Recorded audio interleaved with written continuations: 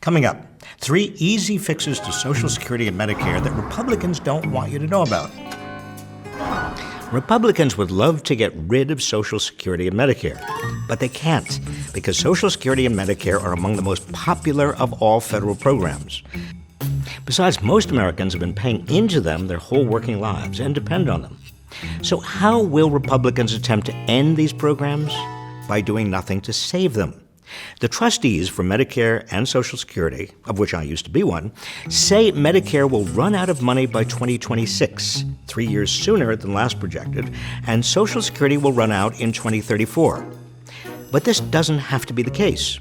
Here are 3 easy fixes to Social Security and Medicare that Republicans don't want you to know about. First, raise the cap on income subject to Social Security payroll taxes. This year, that cap is $128,400, meaning that every dollar earned above $128,400 isn't subject to Social Security taxes.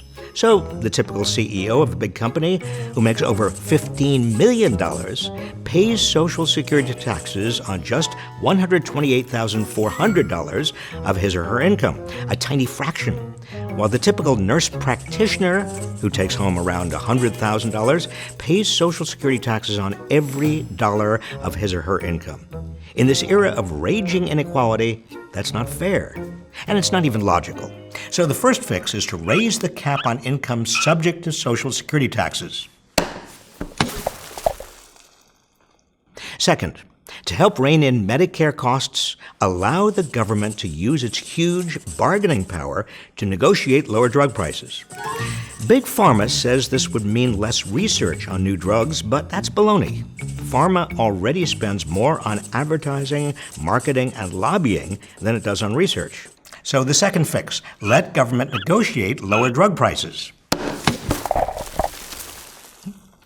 Third, deal with the basic reason why Social Security and Medicare are running out of money, the fact that the American population continues to age and live longer, leaving a relatively smaller working population to pay into Social Security and Medicare.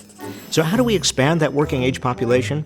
By allowing in more young immigrants. Immigrants and their children are the fastest growing segment of the working population, already contributing billions in payroll taxes every year.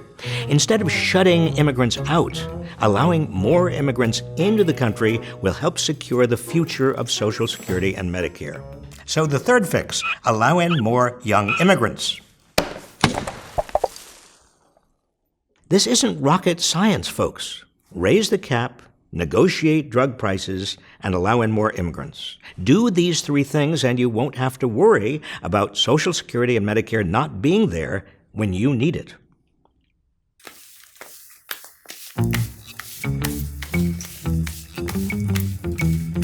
If you found our video informative, please follow this page.